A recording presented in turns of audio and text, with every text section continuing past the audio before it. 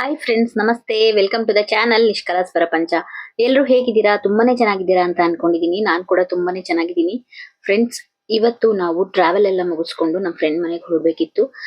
ನಮಗೆ ಇಲ್ಲಿಂದ ಟ್ರೈನ್ ಸಿಕ್ಕಿರ್ಲಿಲ್ಲ, ಹಾಗಾಗಿ ಟ್ರೈನ್ ಇರ್ಲಿಲ್ಲ. ಆಗ್ರಾ ಟು ನಾವು ಹೋಗ್ಬೇಕಾಗಿದ್ದು ಫರೂಕಾಬಾದಿಗೆ.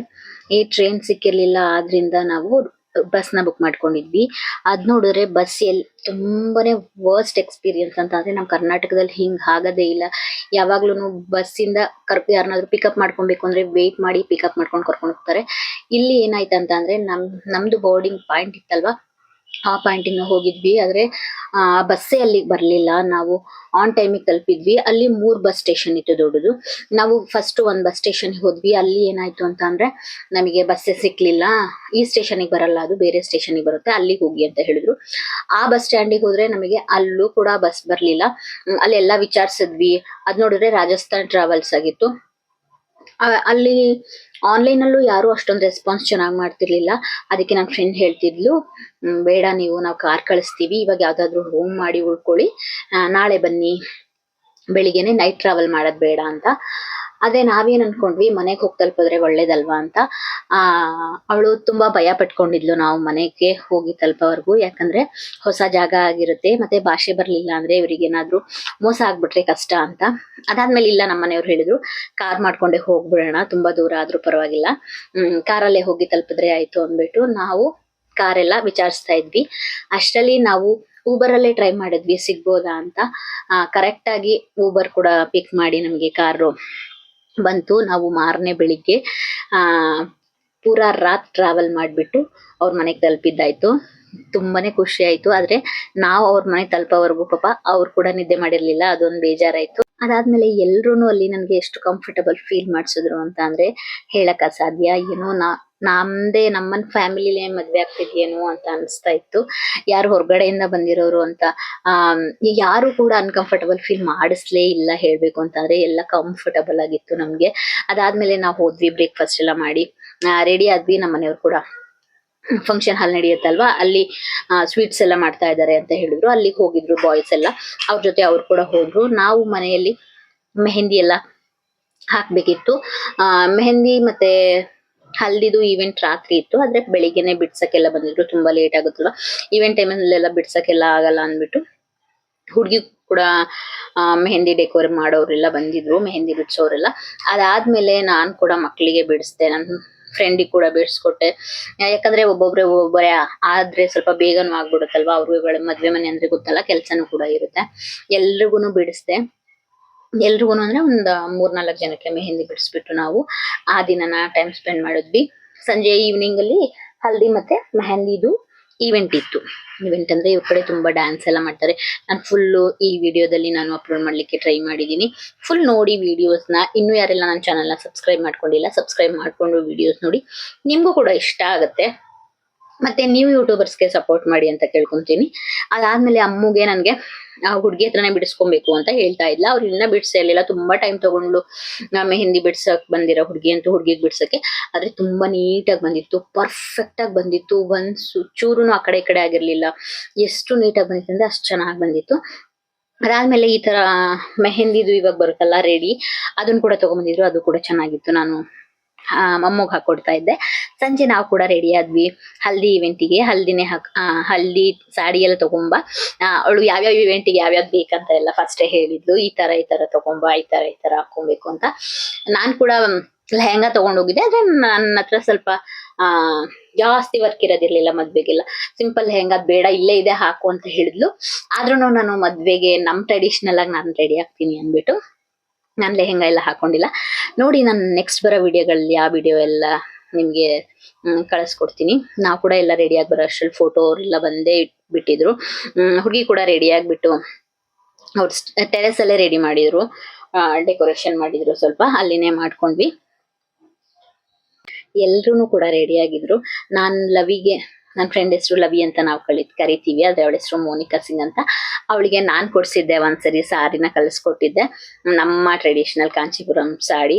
ಅವ್ರು ಅದನ್ನೇ ಹಾಕೊಂಡಿದ್ಲು, ಯೆಲ್ಲೋ ಕಲರು. ಯಾಕಂದ್ರೆ ಕಂಫರ್ಟಬಲ್ ಆಗಿ ಮ್ಯಾಚ್ ಆಗ್ತಿತ್ತು ಅದು ಅಂದ್ಬಿಟ್ಟು ಗ್ರೀನ್ ಬಾರ್ಡರ್ ಮತ್ತೆ ಯೆಲ್ಲೋ ಸ್ಯಾರಿನ ಕಲ್ಸ್ಕೊಟ್ಟಿದೆ. ಎಲ್ರು ಪ್ರತಿಯೊಬ್ರು ಕೇಳ್ತಾ ಇದ್ರು ಎಷ್ಟು ಚೆನ್ನಾಗಿದೆ ಸ್ಯಾರಿ ಅಂತ. ಅದಾದ್ಮೇಲೆ ಪ್ರೋಗ್ರಾಮ್ ಅಂದ್ಮೇಲೆ ಫ್ಯಾಮಿಲೀಸ್ ಎಲ್ಲ ಬಂದ್ರು, ಎಲ್ಲ ಫ್ಯಾಮಿಲೀಸ್ ಎಲ್ಲ ಬಂದು ಫೋಟೋ ಎಲ್ಲ ತೆಗೆಸ್ಕೊಂಡು ಡ್ಯಾನ್ಸ್ ಎಲ್ಲ ಮಾಡಿ ಎಂಜಾಯ್ ಮಾಡಿದ್ವಿ. ತುಂಬಾನೇ ಚೆನ್ನಾಗಿತ್ತು ಫಂಕ್ಷನ್.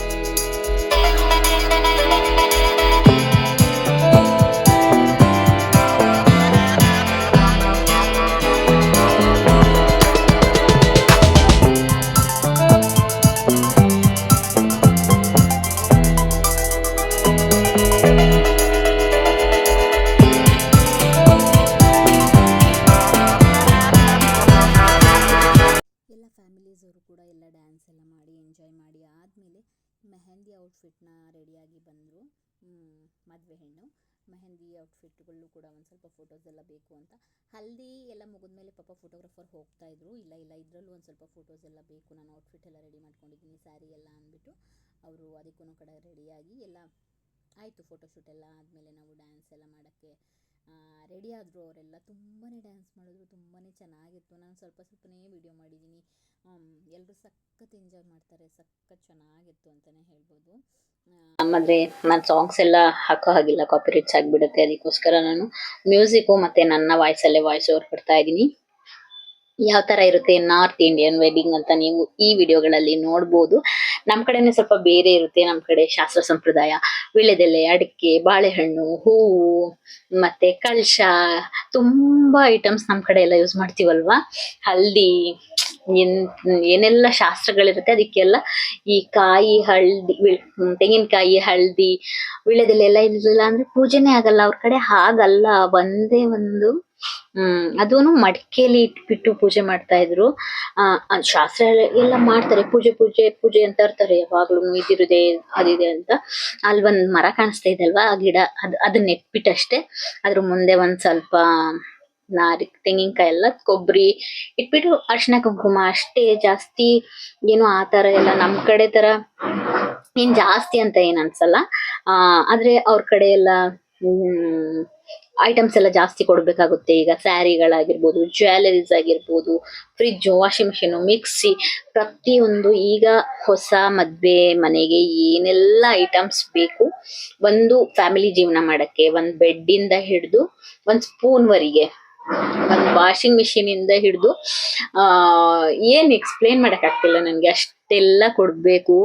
ಅದನ್ನೆಲ್ಲ ಅವ್ರ ಕಡೆ ಜಾಸ್ತಿ ಇರುತ್ತೆ, ನಮ್ ಕಡೆ ಈವೆಂಟ್ಸಿಗೆಲ್ಲ ಜಾಸ್ತಿ ಖರ್ಚು ಮಾಡ್ತಾರೆ. ಡೆಕೋರೇಷನ್ಗಾಗಿರ್ಬೋದು, ಪ್ರತಿಯೊಂದಕ್ಕೂ ಕೂಡ ಜಾಸ್ತಿ ಇದ್ ಮಾಡ್ತೀವಿ. ಮತ್ತೆ ವಿಳ್ಯದೆಲೆ, ಅಡಿಕೆ, ಅದೆಲ್ಲ ಹೂವು, ಹಣ್ಣು, ಬಾಳೆಹಣ್ಣು ಅದೆಲ್ಲ ಜಾಸ್ತಿ ಯೂಸ್ ಮಾಡ್ತೀವಲ್ವಾ. ಅಲ್ಲಿ ಆ ತರ ಇರ್ಲಿಲ್ಲ. ಸ್ವೀಟ್ಸ್ ಜಾಸ್ತಿ, ತುಂಬಾನೇ ಸ್ವೀಟ್ಸ್. ಈಗ ಯಾರಾದ್ರೂ ಮದ್ವೆಗ್ ಬರ್ತಾರಲ್ವಾ ಅವ್ರ ಮನೆಗೂ ಕೂಡ ಸ್ವೀಟ್ಸ್ ಅಷ್ಟೊಂದು ಮಾಡಿಸಿದ್ರು ಅಂತಂದ್ರೆ, ತುಂಬಾನೇ ಸ್ವೀಟ್ಸ್ ಮಾಡಿಸಿದ್ರು. ನಾನು ನೆಕ್ಸ್ಟ್ ವಿಡಿಯೋದಲ್ಲಿ ಅದೆಲ್ಲ ನಾನು ನಿಮ್ ಜೊತೆ ಶೇರ್ ಮಾಡ್ಕೊಂತಿದ್ದೀನಿ, ಏನೆಲ್ಲ ಸ್ವೀಟ್ ಇತ್ತು ಅಂತ. ಆದ್ರೆ ಇವಾಗ ಮದ್ವೆ ಮನೆಗ್ ಬರ್ತೀವಿ ಅಂತಂದ್ರೆ ನಾವು ನೀರ್ ಕೊಡ್ತೀವಲ್ವಾ, ಬಂದ್ರ ಇವಾಗ ಅಂತ ಕೇಳ್ತೀವಿ. ಆದ್ರೆ ಅವರು ನೀರ್ ಜೊತೆ ಸ್ವೀಟು ಕೊಡ್ಬೇಕು ಅವರಿಗೆ, ಆ ತರ ಇತ್ತು ಫಂಕ್ಷನ್. ತುಂಬಾನೇ ಸ್ವೀಟು. ಪ್ರತಿಯೊಂದನು ತುಂಬಾನೇ ಚೆನ್ನಾಗಿತ್ತು. ಅದಾದ್ಮೇಲೆ ಎಲ್ರು ಕೂಡ ಡ್ಯಾನ್ಸ್ ಮಾಡಿ ಅಂತ ಕರೀತಾ ಇದ್ರು. ಎಲ್ರು ಕೂಡ ನನ್ನ ಕರೀತಾ ಇದ್ರು.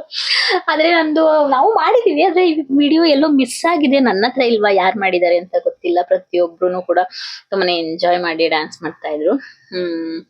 ನನ್ ಮಗಳಿಗೆ, ದೊಡ್ಡೋಳಿಗೆ ಮಾತಾಡ್ತಾಳೆ ಅವಳು, ಚಿಕ್ಕವಳು ಮಾತಾಡ್ತಾಳೆ. ಫುಲ್ ಅರ್ಥ ಆಗುತ್ತೆ, ಆದ್ರೆ ಟ್ರಾನ್ಸ್ಲೇಷನ್ ಕಷ್ಟ ಆಗುತ್ತೆ. ಯಾಕಂದ್ರೆ ನಾವು ಚಿಕ್ಕವ್ರು ಇದ್ದಾಗಿದೆ ಅಲ್ಲಿಂದ ಬಂದಿರೋದಲ್ವಾ, ರಿಟೈರ್ಡ್ ಆಗಿ. ಇವ್ರೆ ತುಂಬಾ ಅವಳನ್ನ ಜೊತೆಲಿ ಇಟ್ಕೊಂಡು ಸಾಕೊಟ್ಟಿರೋದೇ ಇವಳು ಅಂತ ಹೇಳ್ಬೋದು, ನನ್ನ ಫ್ರೆಂಡು ಲವಿ ಅಂತ. ಈ ಪ್ರತಿಯೊಂದು ನನಗಾಗ ಏನೂ ಗೊತ್ತಾಗ್ತಿರ್ಲಿಲ್ಲ. ಚಿಕ್ಕವಳು 9 months ಬೇಬಿನ ಕರ್ಕೊಂಡು ಹೋಗಿದ್ದೆ, ಒಬ್ಳೆ ಇದ್ದೆ. ನನ್ ತಂಗಿ ಇದ್ಲು ಒಂದ್ ಸ್ವಲ್ಪ ದಿನ. ಅದಾದ್ಮೇಲೆ ಒಂದ್ ಬ್ರೇಕ್ಫಾಸ್ಟ್ ಮಾಡಕ್ಕೂ ನನ್ಗೆ ಇವಳನ್ನ ಎತ್ಕೊಂಡು ಕೂತ್ಕೊಂಡ್ ಮಾಡ್ಬೇಕು ಅಂತ ಅನ್ಸ್ತಾ ಇರ್ಲಿಲ್ಲ. ಪ್ರತಿಯೊಂದು ಕೆಲ್ಸ ಎಲ್ಲ ಮುಗಿದ್ಮೇಲೆನೆ ನಾನು, ಇಲ್ಲ ಬ್ರೇಕ್ಫಾಸ್ಟ್ ಆಗಿಲ್ಲ. ಯಾಕಾಗಿಲ್ಲ ಅಂತಂದ್ರೆ ಇವಳನ್ನ ಎತ್ಕೊಂಡ್ ಕೂತಿದೀನಿ, ಅದಕ್ಕೆ ಆಗಿಲ್ಲ ಅಂತ ಹೇಳ್ತಾ ಇದ್ದೆ. ಅವಾಗ ಅವಳಿಗೆ ತಿನ್ಸೋಳು, ಕರ್ಕೊಂಡು ಹೋಗೋಳು. ನನಗಿಂತ ಜಾಸ್ತಿ ಅಲ್ಲಿ ನೋಡ್ಕೊಳ್ಳೋಳು. ನನಗೇನು ಗೊತ್ತಾಗ್ತಿರ್ಲಿಲ್ಲ. ನನ್ ಜೊತೆ ಮತ್ತೆ ನನ್ ಹಿಂದಿ ಕಲಿಯಕ್ಕೆಲ್ಲ ಇವನೇ ಕಾರಣ ಅಂತ ಹೇಳ್ಬೇಕು. ಆ ಪ್ರತಿಯೊಂದು ವರ್ಡ್ಸ್ ಎಲ್ಲ ನಿಧಾನಕ್ಕೆ ಎಕ್ಸ್ಪ್ಲೇನ್ ಮಾಡ್ತಾಳೆ, ಅದೆಲ್ಲ ಚೆನ್ನಾಗ್ ಅನ್ಸುತ್ತೆ. ಏನೋ ಒಂಥರ ನನ್ನ ಅಕ್ಕ ತರನೇ ಅಂತ ಅನ್ಕೊಂತೀನಿ.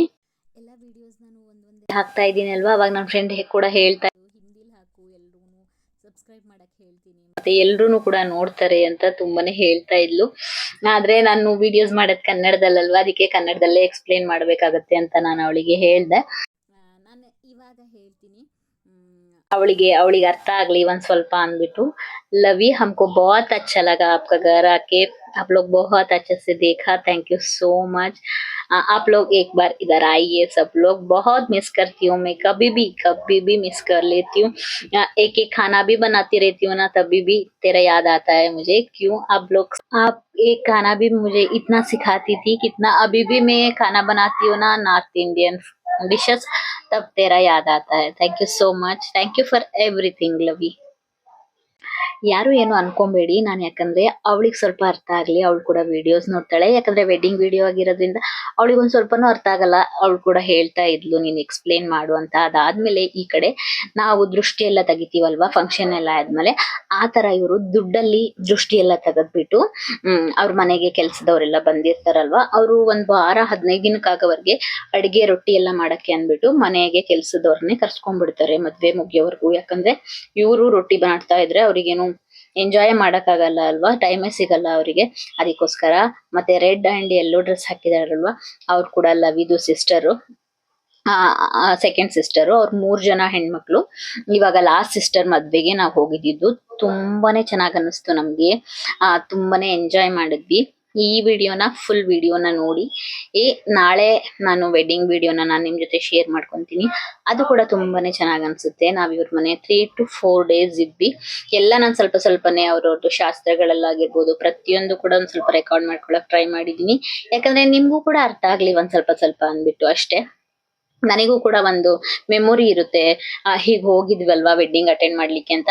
ನಾನ್ ಇನ್ನ ಮುಂದೆ ಯಾವಾಗಾದ್ರೂ ನಾನ್ ವಿಡಿಯೋಸ್ ಎಲ್ಲ ನೋಡ್ಕೊಂತಾ ಇದ್ರೆ ನನಗೂ ಕೂಡ ಅನ್ಸುತ್ತೆ, ನನ್ನ ಫೋನಲ್ಲೆಲ್ಲ ಡಿಲೀಟ್ ಆದ್ರೂ ಕೂಡ ಯೂಟ್ಯೂಬ್ ಅಲ್ಲಿ ನೋಡ್ಕೊಬಹುದು ಅನ್ನೋದಕ್ಕೋಸ್ಕರ ನಾನು ವಿಡಿಯೋಸ್ ನ ಅಪ್ಲೋಡ್ ಮಾಡ್ತಾ ಇದ್ದೀನಿ. ಇದಾಗಿತ್ತು ಫ್ರೆಂಡ್ಸ್ ನನ್ನ ಇವತ್ತಿನ ವಿಡಿಯೋ. ನನ್ನ ವಿಡಿಯೋಸ್ ಎಲ್ಲ ನಿಮಗೆ ಇಷ್ಟ ಆಗ್ತಿದ್ರೆ ಒಂದು ಲೈಕ್ ಮಾಡಿ, ಶೇರ್ ಮಾಡಿ, ಸಬ್ಸ್ಕ್ರೈಬ್ ಮಾಡಿ ನನ್ನ ಚಾನೆಲ್ ನ. ನೆಕ್ಸ್ಟ್ ವಿಡಿಯೋದಲ್ಲಿ ಸಿಗ್ತೀನಿ. Thank you so much, thanks for watching, bye bye.